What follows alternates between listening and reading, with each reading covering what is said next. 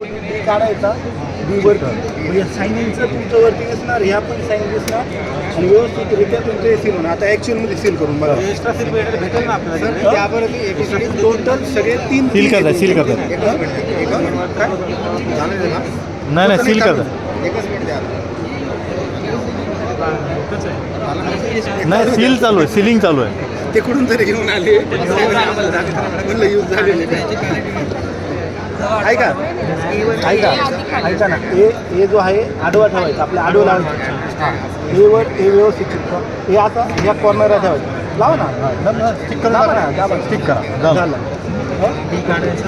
बी काढा, बी काढा तो स्टिकिंग बी काढा, ती याच्यावर डमीवर आहे. जागीच हे करा. हां, ते झालं. आता सी काढा.